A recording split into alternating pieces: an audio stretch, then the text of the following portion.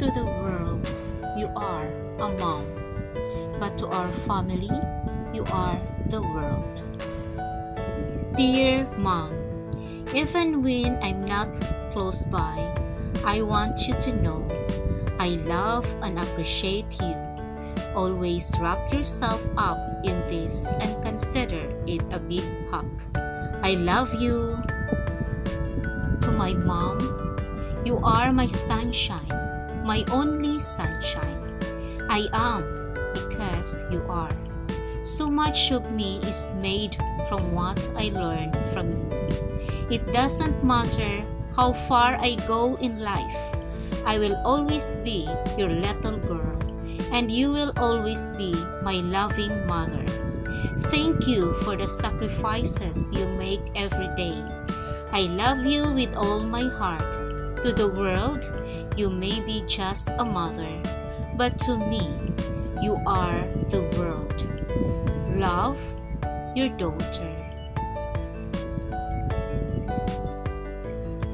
Happy Mother's Day! I love you, Mommy.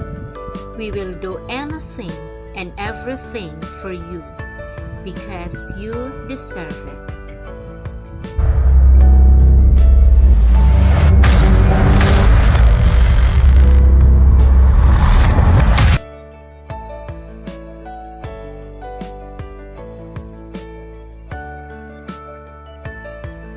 Para yan, ang pamilya ay pagmimisyon, pambuo ka ng Kristiyanong community.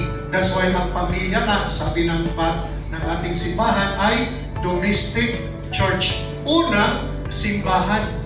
Ang pamilya ay unang simbahan. Ano yung pamilya?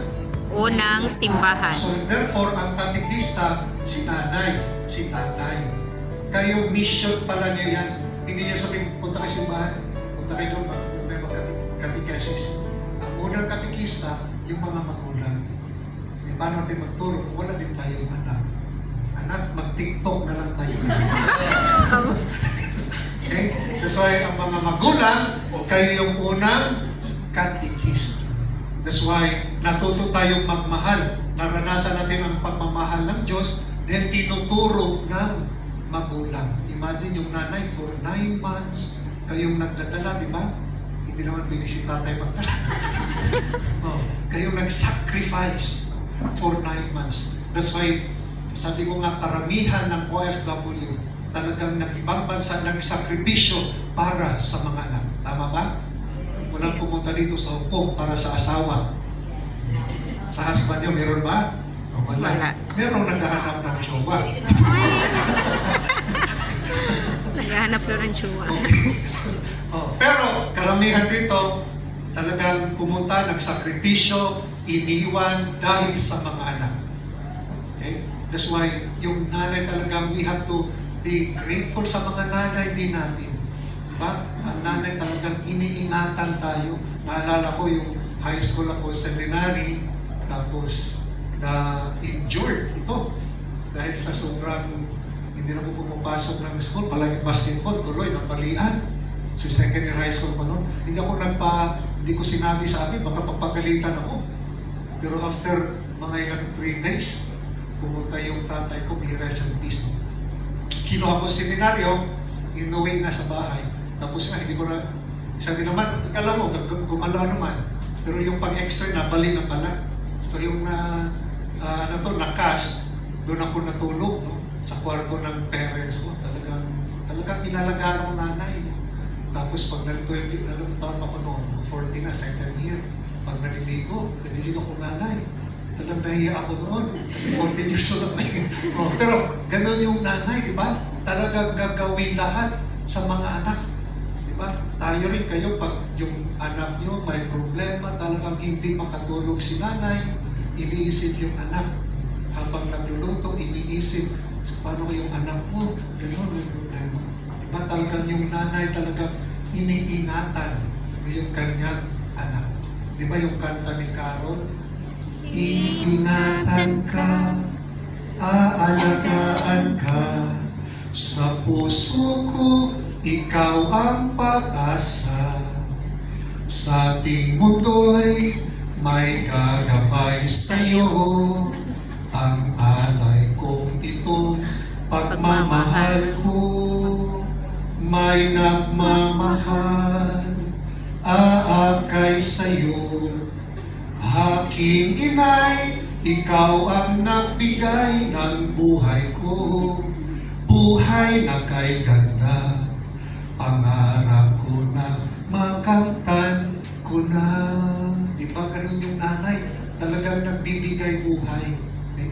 That's why yung mga nanay dito, talagang grabe yung parang superhero, hindi lang ng OFW, talagang sakripisyo yung di ba? Iniwanan niyo yung anak nyo. I'm sure gusto ng nanay na makapiling yung anak, pero gusto niyo yung anak na merong kinabukasan, nagsakripisyo si nanay para lang kinabukasan yung anak. That's why pag-pray nyo sa kabila ng distance, talagang ipag-pray na maging sentro ang Diyos. Maraming story, mga OFW, kasi wala si nanay, yung mga anak, nagwaldas, hindi pala nag-aral. Ma, tuition fee ma, hindi pala nag-aral. Bilyar na lang. Okay? Pero alam mo, meron kaming isang volunteer. And then, 4 yung anak niya. At habang doon, maliit yung anak. Kaso, iniwalay ng husband, naghiwalay. Talagang pumunta ng hukong, tinaguhin niya. 4. Ngayon, lahat ng 4 professional. May doktor, pharmacist, yung isang accountant, yung isa yata yung seaman, professional. Siya lang mag-isa, yung father, talagang tinaguhin ko. Talagang pinagdasal ko lang kay Lord na sa absence niya, sana gagabayan sila, Father. Yun lang talaga, Father. So this year, decided niya, kasi pauwi na siya, wala naman siyang pinaaral. Mauwi ka naman. May doktor na. Na sometimes yung prayer talaga hindi nag-give up ng prayer. Huwag ka lang ng padala. Magpadala ka rin kay Lord ng prayer. Hindi lang bigay ng bigay. Kasi sometimes sa more na bigay, mas spoil din yun. Pagbigay ka rin ng prayer, Lord, gabayan mo yung anak ko, Lord. At encourage sa magsimba. Imagine, single mother, nakatapos. So hindi talaga dahilan, dahil nagkakahiwalay, mawawasak ang kinabukasan ng bata. Depende rin yan sa atin, depende sa mga bata. And that is why yung prayer is important na magabayan. So, in this Mass, for the ascension of the Lord, we are reminded, siya yung ating ulo, tayong katawan. Bilang katawan, tayo ngayon, ipagpatuloy yung pagmimisyon ng Panginoon. Now, bilang katawan ni Kristo at binyagan, we are now extension of Christ to the world. Amen. Magsitayo